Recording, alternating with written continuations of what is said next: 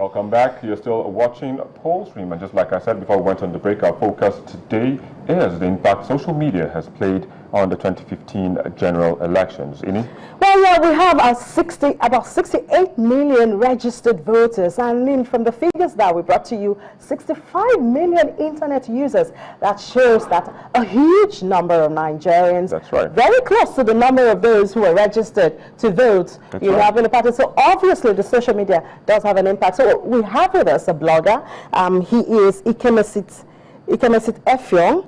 He's a blogger, so he's very used to the internet and the social media. He's also a major contributor in Nigeria's social media political circles. All right. Yep. So we're discussing, Ikemesit, we're discussing the impacts that the social media has. When you compare 2011, even though it was introduced then, we saw it as a major part of it.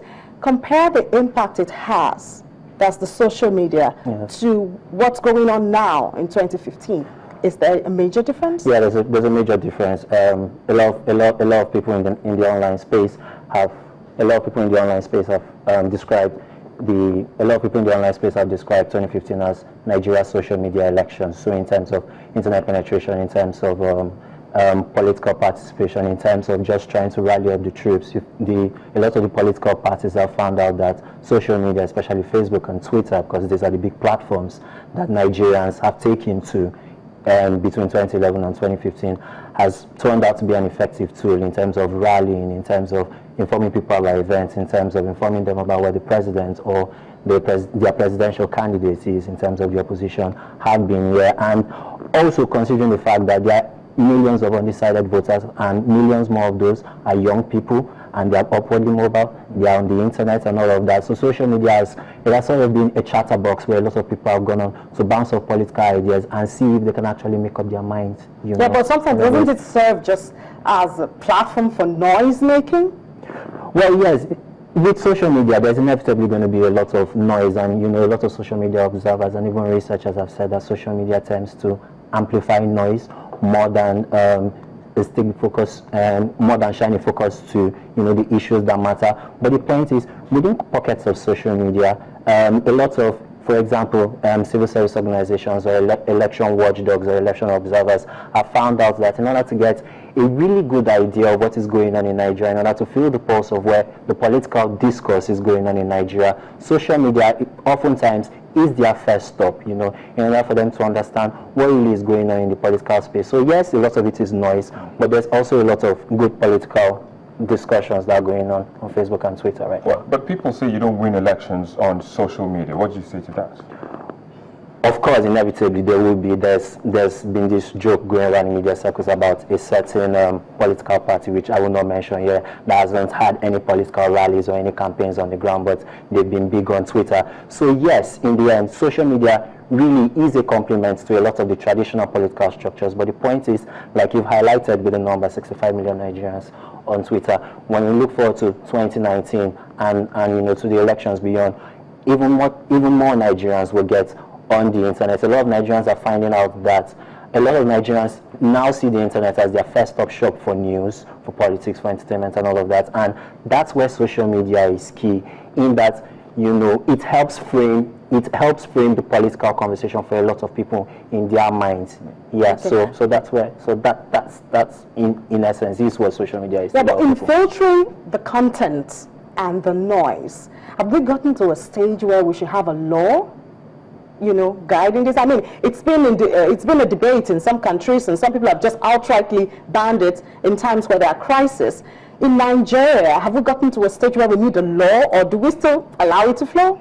Well, my challenge as someone who uses social media a lot, and someone who has also been part of campaigns, sat down in meetings where the government has tried to craft up policy with respect to how Nigerians use the internet, we've actually come to find out that strictly just regulating what people can say on social media doesn't really help. Plus, we're still at the early stages. Like we said, this is Nigeria's first social media election, so let's really see how this goes, right? Then in 2019, we can come back and do a review. It wasn't bionic in 2011, in 2015, we sort of picked it up.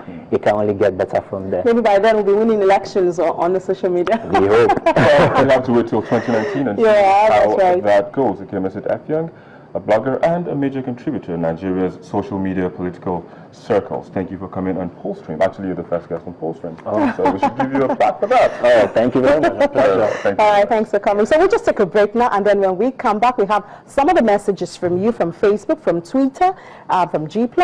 Everything is coming to you, and of course, your pictures on Eyewitness. Don't forget, you can still be a part of it, because Polstream is also going to come back another segment. There's going to be another segment of the program. So just keep your messages coming, keep your tweets coming, the Facebook, the pictures on Eyewitness, and everything will be used here on the program. Please stay with us. Welcome back. Now we'll be focusing now on your tweets that you sent via our social media platforms. Of course, that's Twitter, and also your messages on Facebook and G+. Do remember that to make your comments come up on the screen here for us to give that attention, please remember to use the hashtag Polstream.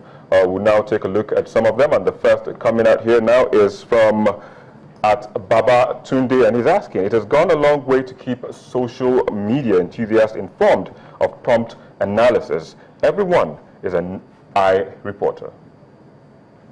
Well, that's right, still coming from Twitter. And don't forget, the question is, how has social media impacted Nigeria 2015 elections? This is from Lyrical Voice, and he or she says, it has impacted Nigeria 2015 in the fact that as Nigeria decides, we now know that we have 14 candidates and not 2. Because we seem to be hearing a lot about just 2 candidates, presidential candidates. Yeah. So we have 14 of them. Now the next one comes from Lord_Macario, and he says, it has only sold and peddled many lies than reality on ground. Every are speculations. Okay, and then we go over to Facebook now, and the first person we're going to read from is Achamaja Irene. She says that it has impacted greatly. There are no more state secrets. Oh, and second, it's from Emmanuel Ifanyi, who says that greatly, he says, okay, it has caused more harm than good. We insult ourselves every day online. And just contrasting that opinion is Ahmed Salih, who says very positively, it's brought the candidates closer to the electorates.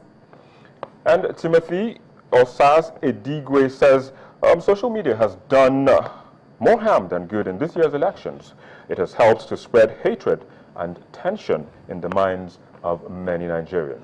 Another positive response from Michael Stephen, who says that it's impacted positively by updating Nigerians on recent and live news. Well, now the last one here that we have says, although elections are not won on social media, it's been a massive eye-opener for the public. It can only get better. Yeah, we do hope, just like Messi said, by 2019, we'll be looking at different... Yeah, are we looking at winning elections and then no more campaigns and campaign grounds and all that? Offline to online. Yeah, and then we're also looking forward to the laws, because, I mean, some people tend to overuse it. Exactly. You know, because there seems to be no boundary at the moment. Well, that's where we'll have to bring the program to a close, but we'll be back, like Ine said earlier, we'll be back again at 3:30 p.m. and we'll be looking at a different topic. This time we'll be looking at, are we ready? In this context now, we're talking about the civilians, that's the citizens, the Independent National Electoral Commission, as well as the security agents. Ine? All right, thank you so much. We will expect your messages before we come on, because when you send them early, then we can get them set for the program when we come on. So are we ready? That's the question we would like for you to answer. And please do send us your pictures, send us your messages on the different platforms, Twitter, Facebook, mails. We're here to gather it all for you. So we see you again. Bye-bye. For now.